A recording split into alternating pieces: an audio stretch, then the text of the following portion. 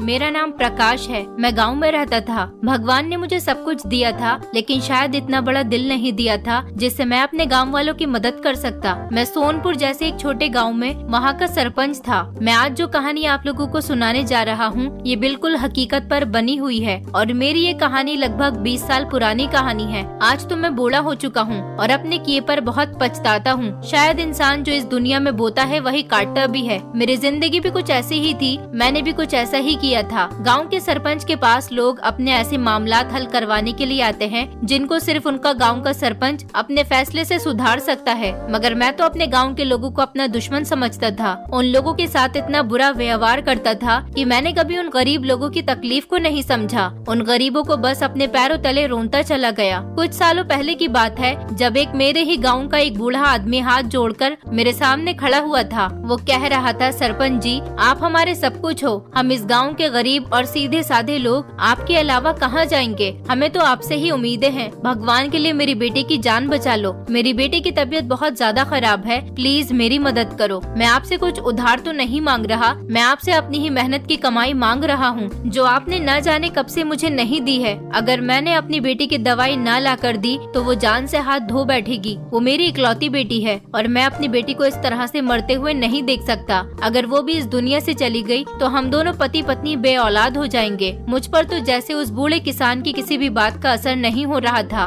मैं उसकी बात को सुनकर एक कान से दूसरे कान को निकाल रहा था। हालांकि मेरे हाथ में अखबार था, मैं पढ़ नहीं रहा था, लेकिन उस समय घमंड से चूर था। जब मैंने उस बूढ़े की बात नहीं सुनी तो उसने झट से मेरे पैर पकड़ लिए और जमीन में बैठकर मेरे पैर पकड़कर रो रो कर मुझसे कहने लगा, सरपंच जी, मुझे मेरे पैसे दे दो। मेरी बेटी इस दुनिया से चली जाएगी। मैं अपनी बेटी को जाते हुए नहीं देख सकता। बस अब तो मेरी बर्दाश्त से बाहर हो गई थी। मैंने अपने नौकरों से कहा कि जाओ जाकर इसे दरवाजे से बाहर फेंक कर आओ और इसकी अच्छी तरह से खातिर भी करना, ताकि इसे आइंदा से पता चल जाए कि सरपंच के सामने बोलने की सजा क्या होती है। तो मेरे ही 2 नौकरों ने उस बूढ़े आदमी को दोनों तरफ से पकड़ लिया और उसको मेरी हवेली के बनाए गए एक छोटे से कमरे में ले जाकर उसको इतना मारा था कि उसके शरीर का कोई हिस्सा ऐसा नहीं था जो जख्मी ना हुआ हो। वो बूढ़ा किसान चीख रहा था, चिल्ला रहा था, पर ना मुझ पर और ना ही मेरे नौकरों पर कोई असर हो रहा था। उसके बाद मेरे नौकरों ने उसे गेट से उठाकर बाहर फेंक दिया था। बूढ़ा आदमी मुझे बद्दुआ देता रहा, मगर किसी ने उसकी एक न सुनी। मैंने अपने ड्राइवर से कहा कि जल्दी से गाड़ी निकालो, मेरे बरखुरदार बेटे के आने का समय हो गया है। मेरा लाडला बेटा मेरे आने का इंतजार कर रहा होगा। ड्राइवर कहने लगा, सरपंच जी, मगर गाड़ी का टायर तो पंक्चर है। मुझे ड्राइवर की इस बात पर गुस्सा आया। मैंने एक जोरदार तमाचा घुमाकर ड्राइवर के मुंह पर मार दिया। वो झट से जमीन पर गिर गया था। मैंने कहा कि कामचोर, तुम लोगों से कोई काम ठीक से भी नहीं होता, या तुम लोग मुफ्त के टुकड़ों पर पल रहे हो? काम के ना काज के, जाओ जाकर जल्दी से दूसरी गाड़ी का बंदोबस्त करो। मुझे टाइम पर एयरपोर्ट पहुंचना है। अगर मैं टाइम पर एयरपोर्ट नहीं पहुंच पाया तो मैं तुम सबकी खाल उधेड़ दूंगा और फिर तुम लोगों का इतना बुरा हाल करूंगा कि तुम लोग सोच भी नहीं पाओगे। नमक हराम कहीं के। ड्राइवर ने जल्दी से दूसरी गाड़ी साफ की और गाड़ी के फ्रंट का दरवाजा मेरे लिए खोल दिया। मैंने ड्राइवर से कहा कि जाते समय गाड़ी खेतों के पास से लेकर गुजरना, ताकि मैं देखूं कि खेतों में कामकाज कैसा हो रहा है, ये किसान कामकाज कर भी रहे हैं या नहीं। मेरे ड्राइवर ने थोड़ी देर के बाद गाड़ी खेतों के पास रोक दी। मैंने खेतों में चारों तरफ देखा तो गांव के सारे किसान मजदूर खेती करने में बिजी थे, जिन्हें देखकर मेरे चेहरे पर एक शैतानी मुस्कुराहट आ गई थी, क्योंकि गांव के सारे ही किसान अपनी पर्सनल जमीन होने के बावजूद भी मेरे काम के मोहताज थे, क्योंकि पूरे गांव में मेरा राज चलता था और कोई ऐसा नहीं था जो मुझसे ना डरता हो। इस गांव में जिन लोगों के पास जमीन थी भी, मैंने उनसे उनकी जमीनें छीन ली थी और उन्हें सड़क पर ले आया था। अब गांव के सारे लोग मेरी गुलामी करने पर मजबूर थे, क्योंकि अगर वो ऐसा न करते तो शायद मैं उन्हें जिंदा ही नहीं छोड़ता। मैं गांव के लोगों के साथ बहुत अच्छा था, लेकिन जब से मैं गांव का सरपंच बना था तब से ही मैंने अपने आप को पूरी तरह से बदल लिया था और एक ऐसा सरपंच बन गया था जिसने इस पूरे गांव पर अपनी हुकूमत कर ली थी। मैं अपनी गाड़ी में बैठ गया। ड्राइवर ने गाड़ी शहर की तरफ ले ली थी, जहाँ मेरा इकलौता बेटा सनी विदेश से अपनी स्टडी कंप्लीट करके आज गाँव लौट रहा था। मेरा सिर्फ एक ही बेटा था जिसको हम दोनों पति पत्नी बहुत प्यार करते थे। मैंने अपने बेटे को बहुत लाड प्यार से पाला था। मेरे बेटे ने हमेशा मुझसे जो कहा था मैंने वही किया था। मैं अपने बेटे को कभी खुद से दूर नहीं करना चाहता था, लेकिन लेकिन सनी की जिद की वजह से मुझे अपने बेटे को विदेश में लंदन पढ़ने के लिए भेजना ही पड़ गया था, क्योंकि मेरे बेटे का सपना था कि वो विदेश जाकर पढ़ना लिखना चाहता था और किसी काबिल बनने के बाद गाँव में आकर अपने गरीब गाँव वालों की मदद कर सके। वो इस बात से बेखबर था कि मैं गाँव के लोगों पर कितना जुल्म करता था। यही वजह थी कि मेरा बेटा विदेश से पढ़ाई पूरी करने के बावजूद भी बहुत नरम बिहेवियर का था और उसके दिल में गरीबों के लिए बहुत जगह थी। वही लोगों की परेशानी नहीं देख सकता था। अपनी कंट्री से अलग रहने के बावजूद भी वो अपने देश की मिट्टी को नहीं भूला था। वो बिल्कुल अपनी सगी माँ की तरह था। वो अपने से ज्यादा गाँव वालों के बारे में सोचता था।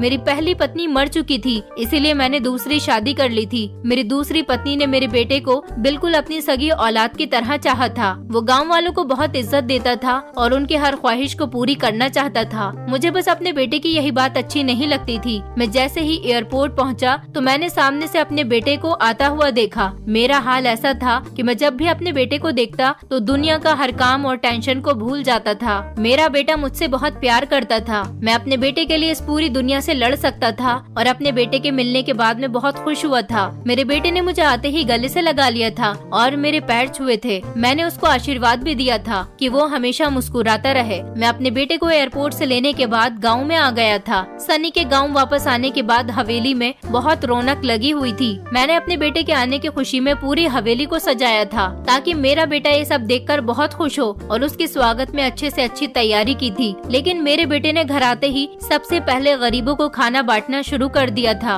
और कुछ गरीबों को तो पैसे भी बांट रहा था। ये देखकर कि मेरा बेटा खाना और पैसे गरीबों में बांट रहा है, मुझे बिल्कुल भी अच्छा नहीं लगा था, बल्कि अपने बेटे पर गुस्सा आ रहा था कि वो ये सब कुछ क्यों कर रहा है। मैंने अपने गुस्से पर कंट्रोल किया, क्योंकि कभी मैंने ना तो अपने बेटे पर हाथ उठाया था और न ही उससे ऊंची आवाज में बात की थी। मैं अपने बेटे के पास गया और उससे कहने लगा, बेटे तुम क्यों इन गरीब लोगों के मुंह लग रहे हो? ये लोग तो वैसे भी बहुत लालची हैं। जहाँ अमीर इंसान देखा नहीं, भीड़ लगाकर उससे मांगने खड़े हो गए। मेरा बेटा कहने लगा, पापा जी मैं इन सबको ये देकर इन पर कोई एहसान नहीं करना चाह रहा, ये इनका हक है जो मैं इनको दे रहा हूँ। मेरे बेटे को ये नहीं पता था कि उसका पिता गाँव वालों के ऊपर कितना अत्याचार करता है। उन्हें उनकी मेहनत की कमाई तक नहीं देता, गरीब किसानों को मुआवजा नहीं देता और इनसे मेहनत भी खूब करवाता है। वो करता भी तो क्या करता, आखिर वो अपने पिता के खिलाफ तो नहीं जा सकता था। अपने घर के सब लोगों से मिलने के बाद सनी अपने गांव के दोस्तों से मिलने के लिए घर से निकल गया था और खेतों की तरफ जाने लगा।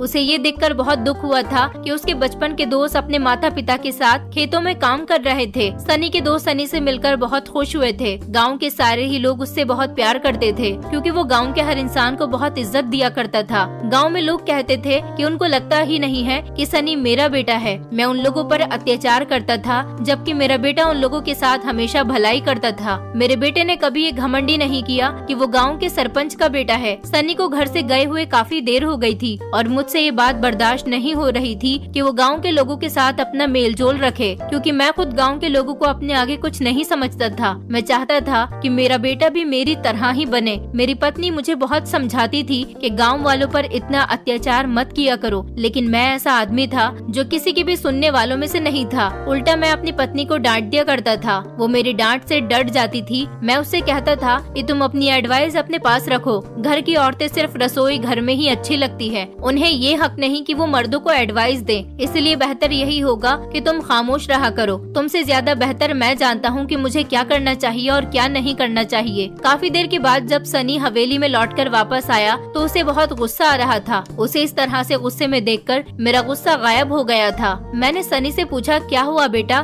तुम्हें क्या हो गया है? और मैंने तुम्हें कितनी बार समझाया है कि गाँव वालों के मुंह मत लगा करो। तुम थके हुए आए हो, अपने कमरे में जाकर आराम कर लो। तुम तो आराम करने के बजाय गाँव वालों से मिलने के लिए चले गए हो। तुम तो मेरी बात सुनते ही नहीं हो और ना ही समझते हो। मेरा बेटा कहने लगा, पापा मैं अपने दोस्तों से मिलने के लिए गया था और फिर गाँव के सभी लोग बहुत अच्छे हैं। वो मुझे अपने बेटों की तरह ही प्यार करते हैं। मैंने अपने बेटे की इस बात को इग्नोर करना चाहा और उससे कहा, अच्छा चलो ठीक है, जाओ जल्दी से जाकर हाथ मुंह धो लो। आज घर में तुम्हारी पसंद का ही खाना बना है, सब लोग मिलकर खाना खाते हैं। काफी टाइम बाद मैं आज अपने बेटे के साथ खाना खाऊंगा। मेरा बेटा हाँ में सिर हिलाता हुआ अपने कमरे में चला गया था और उसके बाद हम लोगों ने एक साथ बैठकर खाना खाया था। आज मेरी खुशी के ठिकाने नहीं थे। मेरे घर का चिराग मेरे घर में आ गया था। एक दिन सुबह सवेरे हवेली में एक औरत आई और मुझसे कहने लगी, माफ करना सरपंच जी, मैं सुबह सवेरे आपके घर पर आ गई हूँ, लेकिन मैं क्या करूँ, मैं अपने अपने हालात के हाथों मजबूर हूँ। आपको तो पता ही है ना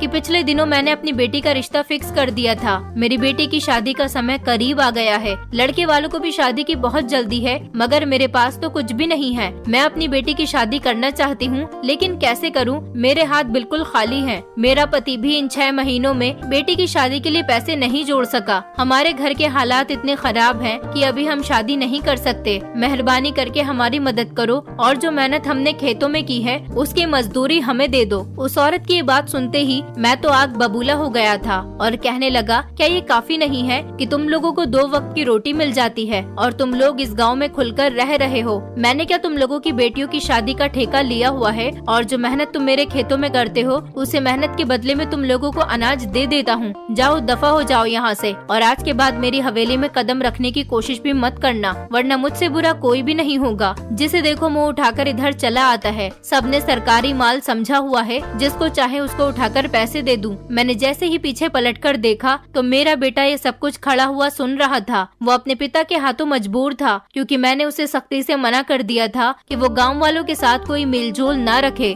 मेरा बेटा परेशान था कि वो किस तरह से गांव वालों की मदद करे। वो चाहकर भी गांव वालों के लिए कुछ नहीं कर पा रहा था। गांव में कुछ दिनों से अजीब सी अफरा तफरी मची हुई थी। गांव का हर आदमी परेशान था। किसी की भी बहन बेटी की इज्जत सेफ नहीं थी। हर किसान दूसरे को ये बात बताने से कतरा रहा था कि उसके घर में कितनी परेशानी भरे दिन गुजर रहे हैं। हर किसी को लग रहा था कि उसकी बेटी की इज्जत नीलाम हो चुकी है, क्योंकि ऐसे ही तो नहीं कोई किसी को भारी रकम देकर जाता। ये खबर उड़ते उड़ते मुझ तक पहुंच गई थी कि पिछले 2 दिनों से गांव में एक नकाबपोश आदमी आ रहा है, जो लोगों के घरों में घुस जाता है। वो सिर्फ कुंवारी लड़कियों की इज्जत खराब करता है और जाते हुए नोटों की गड्डियां रखकर चला जाता है। गांव के हर आदमी ने उस इंसान को पकड़ने की बहुत कोशिश की, पर कोई भी उस इंसान को पकड़ नहीं सका। अब ऐसा हर दिन ही होने लगा था। गांव में एक डर का माहौल बना हुआ था। गांव के सारे किसान इकट्ठा होकर मेरी हवेली पर पहुंच गए थे कि किस तरह से उस इंसान को पकड़ सके ताकि उनकी इज्जत महफूज रह सके। मैं तो खुद इस मामले से बहुत परेशान था। मैं इसीलिए परेशान नहीं था कि लोगों की इज्जत खराब हो रही थी, बल्कि मैं इसीलिए परेशान था कि अगर गांव के लोगों को ऐसे ही पैसे मिलते रहे तो कोई भी मेरी गुलामी नहीं करेगा। और इस गांव में ऐसा था कौन जो मुझसे ज्यादा अमीर था? इस तरह से तो गांव में रहने वाला हर इंसान मालामाल हो जाएगा, और गांव में ज्यादातर लोग किसान ही थे। किसान भी अमीर हो जाएंगे और फिर वो मेरे खेतों में काम भी नहीं करेंगे। इस बात को तो मैं किसी भी कीमत पर बर्दाश्त नहीं कर सकता था। मेरा बेटा सनी भी इस बात से बहुत परेशान था, क्योंकि यह हादसा उसके कई दोस्तों के घरों में हो चुका था। एक तरह से तो वो बहुत खुश था कि जहाँ उसका पिता गाँव के लोगों को 1 रुपया भी नहीं देता, उधर वो इंसान लोगों के लिए नोटों की गड्डियाँ रखकर जा रहा था। लेकिन दूसरी तरफ वो इस वजह से परेशान था कि वो इसके बदले लड़कियों की इज्जत ले जाता है और फिर वो लड़कियां किसी को मुंह दिखाने के काबिल नहीं रहती। मैंने अपने बहुत सारे आदमी पहरे पर लगा दिए ताकि वो इंसान पकड़ा जाए और फिर मैं उसे कड़ी से कड़ी सजा दे सकूं। इसी तरह से मुझे पहरा लगाते हुए 1 हफ्ता गुजर गया था, मगर उसका कोई फायदा नहीं हुआ था। पता नहीं कैसे वो इंसान रात के अंधेरे में सबकी नजरों से बचकर निकल जाता था। उसने पहले से ही घर चुने हुए होते थे। वो हर रात 2 से 3 घरों में जाता था और अपना काम करने के बाद फौरन वहाँ से गायब हो जाता था। मेरे आदमियों में से कोई भी उसे पकड़ नहीं पा रहा था और मैं इस बात से बहुत परेशान था कि क्या वो इतना ताकतवर इंसान है कि किसी से भी पकड़ा नहीं जा रहा। एक दिन रात के पहरे के बाद मेरे आदमी सुबह सवेरे जब हवेली में आए और उन्होंने मुझे बताया कि वो आदमी अभी तक पकड़ा नहीं गया है, तो मैंने अपने आदमियों की खूब धुलाई की। मैंने उनसे कहा कि तुम सब मिलकर एक आदमी को नहीं पकड़ सकते क्या? वो तुम लोगों से ज्यादा ताकतवर हो गया है। तुम लोगों से कुछ नहीं होगा। लगता है अब मुझे खुद ही कुछ सोचना पड़ेगा। मैं भी देखता हूँ कि अब वो मुझसे कैसे बचेगा।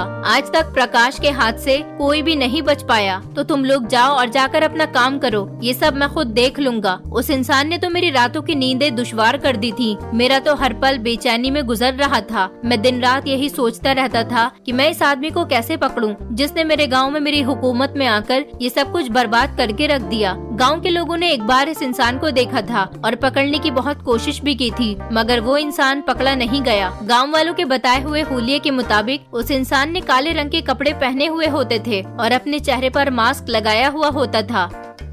जब लोगों ने उसे पकड़ने की कोशिश की तो उन्होंने उसका मास्क खींच लिया था, मगर वो मौके पर फरार हो गया। लोगों ने उसका साफ तरीके से चेहरा तो नहीं देखा था, बस हल्की सी एक झलक देखी थी और उसकी गर्दन पर एक काले रंग का मस्सा था, लेकिन वो उसका चेहरा पहचान नहीं पाए थे। वो ना ही समझे थे कि वो इंसान कौन है। मैंने अपने नौकरों को हुक्म दिया कि गांव के सारे लोगों को जिनकी गर्दन पर मस्सा है उन सबको यहाँ पर जमा किया जाए। कुछ ही देर के बाद गांव के कुछ आदमी जिनकी गर्दन पर मस्सा था वो मेरे सामने आकर मौजूद हो गए थे। मैंने एक एक करके सारे लोगों से पूछा था कि सच सच बताओ तुम में से कौन है जो रात को लोगों के घरों में घुसता है और लोगों की बेटियों की इज्जत खराब कर देता है और इसके बदले में नोटों की गड्डियां रखकर चला जाता है। तुम्हारे लिए यही बेहतर होगा कि तुम लोग खुद सच बता दो, वरना मेरे पास पता लगाने का बहुत अच्छा तरीका है। तुम्हारे लिए यही बेहतर होगा कि तुम अपना जुर्म खुद ही कबूल कर लो। जल्दी से बताओ तुम सब में से वो कौन सा इंसान है। वो सारे ही आदमी खामोश रहे थे क्योंकि वो जानते थे कि अगर उन्होंने अपनी सफाई में कुछ भी कहा तो भी मैं कभी भी नहीं मानूंगा,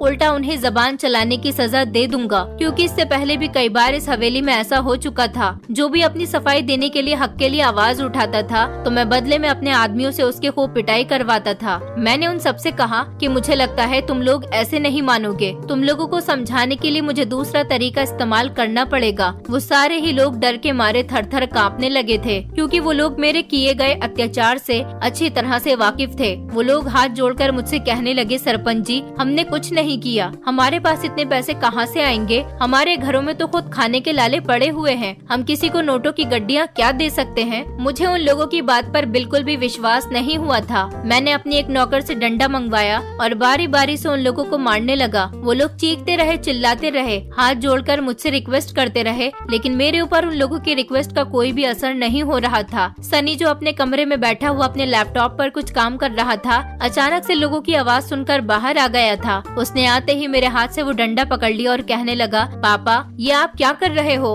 आप क्यों इन बेचारों पर इतने अत्याचार कर रहे हो, आखिर क्या किया है इन लोगों ने। मैंने अपने बेटे से कहा, सनी तुम मेरे मामले से दूर रहो, इस मामले में पड़ने की तुम्हें कोई जरूरत नहीं है, जाओ तुम अपने कमरे में जाओ। तुम नहीं जानते कि इस गांव में जो कुछ हो रहा है इन्हीं में से कोई एक है जो ये सब कुछ कर रहा है। सनी कहने लगा, पापा आपको कैसे यकीन है कि इनमें से ही कोई है जो ये सब कुछ कर रहा है, कोई बाहर का आदमी भी तो हो सकता है ना जो हमारे गांव में आकर ये सब कुछ कर रहा हो। इन्हें मारने के बजाय आपको चाहिए कि आप उस आदमी को पकड़ो जो इस सब का कसूरवार है। ये बेचारे तो बेकसूर हैं, इन्हें ऐसे मारने का कोई फायदा नहीं है। मेरे बेटे ने उन सब से कहा कि प्लीज आप सब लोग अपने अपने घर जाओ, मेरे पापा की तरफ से मैं आप सब लोगों से माफी मांगता हूँ। उन लोगों के चले जाने के बाद मैंने अपने बेटे से कहा, क्या जरूरत थी तुम्हें उन लोगों से माफी मांगने की, मैंने आज तक कभी किसी से माफी नहीं मांगी है, तुमने आज मुझे इन सब के सामने बेइज्जत कर दिया। मैं गुस्से से सनी से ये कहते हुए अपने कमरे में आ गया था। सनी अपने जाते हुए पिता को देखकर सोच रहा था कि क्या कभी भगवान मेरे पिता को भलाई के रास्ते पर चलाएगा या फिर वो ऐसे ही लोगों पर जुल्म करते रहेंगे। मैं उस इंसान को पकड़ने के लिए ना जाने क्या क्या सोचता रहता था। मैं जानना चाहता था कि आखिर इस गांव में वो कौन है जो इतना अमीर है कि अपना पैसा इन लोगों में बांट रहा है। गांव के सारे ही लोग किसान थे, कुछ ही ऐसे थे जिन्होंने छोटी मोटी दुकानें खोली हुई थी। वो लोग भी कोई अमीर नहीं थे बल्कि गरीब ही थे। गांव के सारे ही लोग मेरे टुकड़ों पर पलने वाले लोग थे। इनमें से किसी की भी इतनी औकात नहीं थी कि वो इतने पैसे लोगों में बांट सके। मैंने सोचा क्या सच में सनी ठीक कह रहा था, कोई बाहर का आदमी भी तो हो सकता है, लेकिन बाहर के आदमी को कैसे पकड़ा जाए। मैं सोचने लगा कि मुझे लगता है बाहर के आदमी को पकड़ने के लिए मुझे गांव से बाहर पहरा लगाना पड़ेगा, ताकि कोई भी बाहर का आदमी गांव में दाखिल हुआ तो उसे फौरन पकड़ लिया जाए। मेरा ये आइडिया जरूर काम करेगा। मैंने अपने सारे नौकरों को बुलाया और उनसे कहा कि तुम सबको गांव से बाहर पहरा लगाना है, ताकि कोई भी अनजान आदमी गांव के अंदर दाखिल ना हो सके। और अगर तुम लोगों को लगे कि कोई आदमी बाहर का हमारे गांव में आ रहा है तो उसे फौरन पकड़कर मेरे पास ले आना। और याद रखना, इस काम में जरा भी ध्यान इधर से उधर नहीं होना चाहिए, वरना तुम लोगों की खैर नहीं होगी। मेरे सारे आदमी गर्दन झुकाकर मेरी आंखों के सामने खड़े हुए थे। वो जी सरपंच जी कहकर वहाँ से जाने लगे। मैंने उन लोगों से कहा, रुको,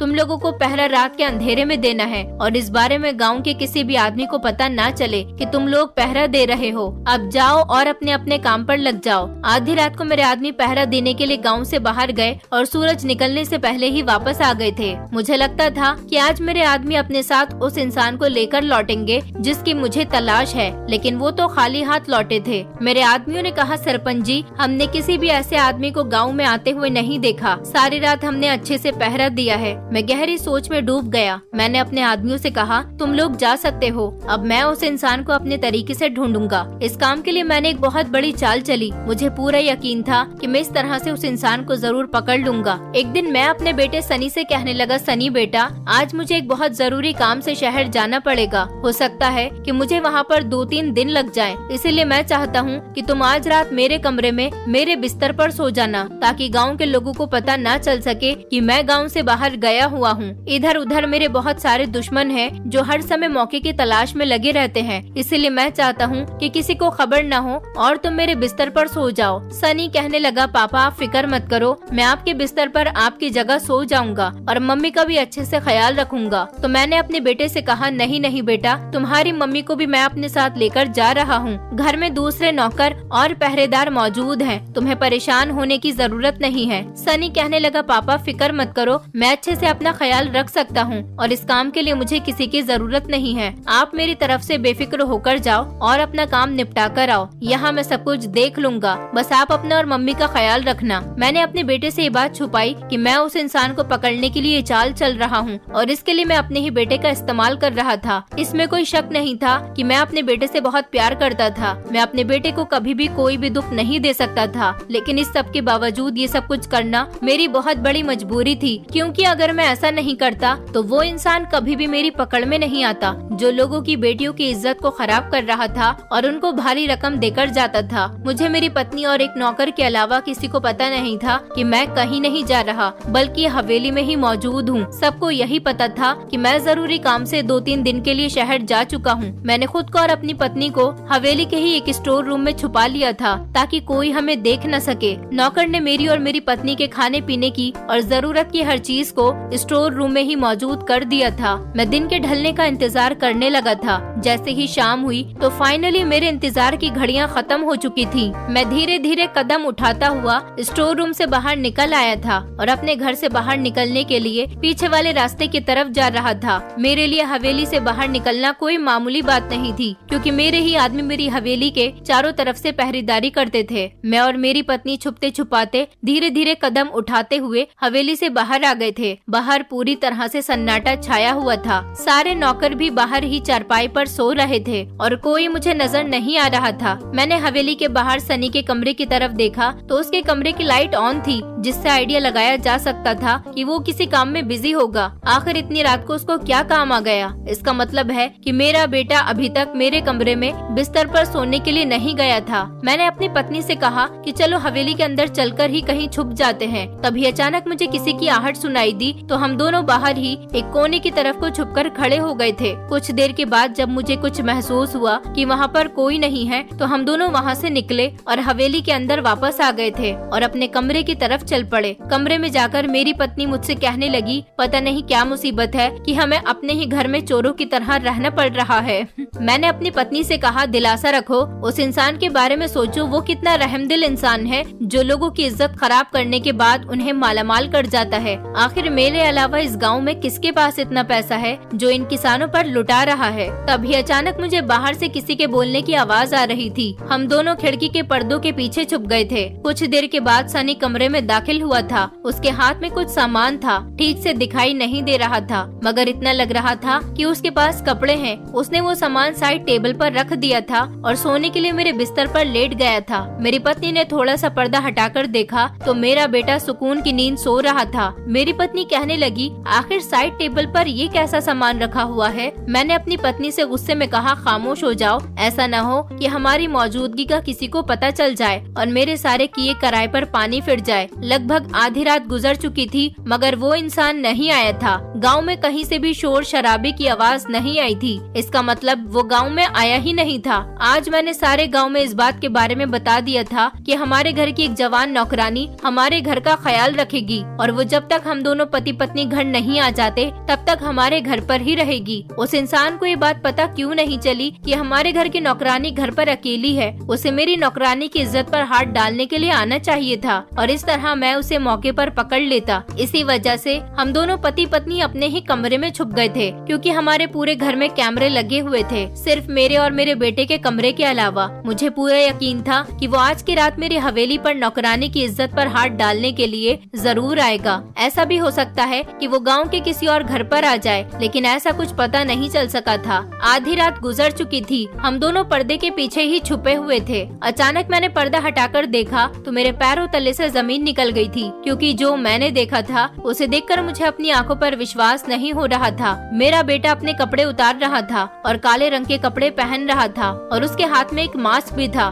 मेरे बेटे ने जैसे ही अपनी शर्ट उतारी तो ये देखकर मैं हैरान रह गया था कि मेरे बेटे की गर्दन पर काले रंग का मस्सद था। मैं सोच भी नहीं सकता था कि मेरा जान से प्यारा बेटा ही ये सब कुछ करेगा। मैं गुस्से से पर्दे के पीछे से निकला और अपने बेटे के पास पहुंचकर उसके मुंह पर एक जोरदार थप्पड़ मार दिया। मुझे देखकर सनी की आंखें फटी की फटी रह गई थी। उसे यकीन नहीं आ रहा था कि उसके पिता ने उसे आज थप्पड़ भी मार दिया, क्योंकि बचपन से लेकर अब तक मैंने कभी भी सनी को हाथ तक नहीं लगाया था। मैंने गुस्से से उससे कहा, तुमने ये सब कुछ क्यों किया? मैं तो समझता था कि कोई बाहर का इंसान है जो ये सब कुछ कर रहा है। मुझे क्या पता था कि मेरे घर में ही कोई ये खेल खेल रहा है। सनी जो काफी देर से खामोश था और मेरी बातें सुन रहा था, एकदम से कहने लगा, तो बताइए न पापा, मैं क्या करता? आपका गांव वालों पर इतना अत्याचार करना मुझसे देखा नहीं जा रहा था। आप लोगों को उनकी मेहनत की कमाई भी नहीं देते थे। उल्टा अगर आपसे कोई अपनी मेहनत की कमाई मांग लेता तो आप उसकी खूब बेइज्जती करते और उसकी पिटाई भी करते। यहाँ तक कि आप किसी की भी बहन बेटी की शादी के लिए भी पैसे तक देने के लिए तैयार नहीं होते थे। आप इस गांव के सरपंच हो,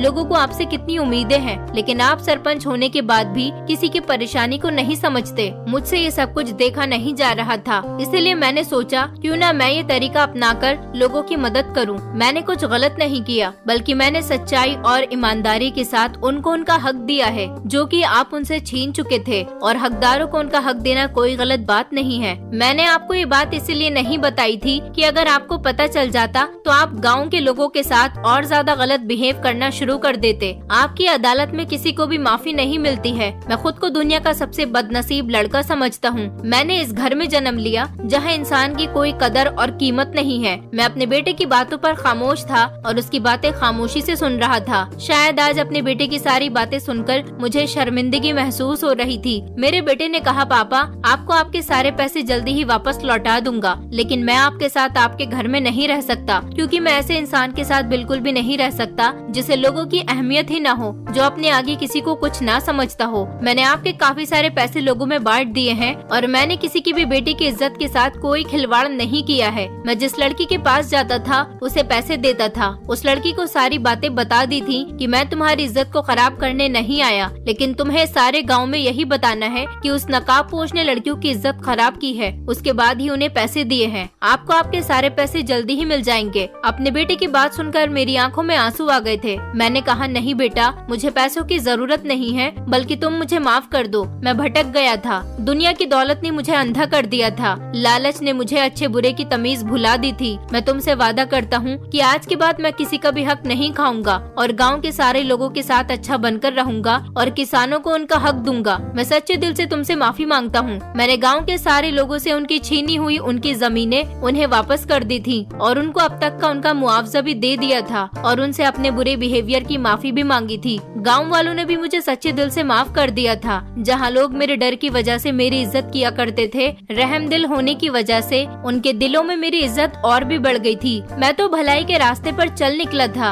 अब गाँव का कोई भी इंसान मेरी एडवाइस के बिना कोई काम नहीं करता। गाँव की हर लड़की की शादी की जिम्मेदारी मैंने खुद ली थी। गाँव वाले मेरे इस बिहेवियर से बहुत खुश हैं। वो सब सनी और मुझे बहुत सारी दुआएं देते हैं। उनकी दुआओं की वजह से ही मेरी जिंदगी अच्छे तरीके से गुजरी, लेकिन आज 20 साल बाद मैं बीमार हूँ और बिस्तर पर लगा हुआ हूँ। इन 20 सालों में मैंने अपने बेटे की शादी भी कर दी। मेरी बाकी की जिंदगी बहुत अच्छी गुजरी। मेरे घर में 2 पोता पोती भी आ गए, जिनके साथ मेरा बहुत अच्छा समय गुजरता है। मेरी जगह मेरे बेटे को गाँव का सरपंच बना दिया गया है। वो मुझसे बेहतर मेरे गाँव की जिम्मेदारियों को संभाल रहा है। गाँव के लोग तो मेरे बेटे की तारीफें करते नहीं थकते। हमारे गाँव में बहुत सुख शांति बनी हुई है। मेरी बीमारी की वजह से ये मेरा बहुत कड़ा वक्त है। मेरे इस कड़े वक्त में मेरा साथ मेरे अपने ही गांव के लोगों ने और मेरा बेटा दे रहा है। मेरे बेटे की पत्नी भी बहुत अच्छी है। मुझे एहसास ही नहीं होता कि मैं बीमार हूँ। मैं आज भी इन लोगों से माफी मांगता हूँ। मैंने इन लोगों के साथ बहुत गलत किया था। अब पता नहीं कब भगवान मुझे अपने पास बुला ले, लेकिन मैं चाहता हूँ कि अपने घमंड में आकर कोई भी इंसान ऐसा ना करे जैसा मैंने अपने गाँव के लोगों के साथ किया था। दोस्तों, उम्मीद करती हूँ आपको हमारी कहानी पसंद आई होगी। कहानी पसंद आई है तो वीडियो को लाइक करें, चैनल पर नए हैं तो चैनल को सब्सक्राइब करें और हाँ, नोटिफिकेशन बेल को जरूर दबाएं ताकि अगली अपडेट सबसे पहले आपको मिले।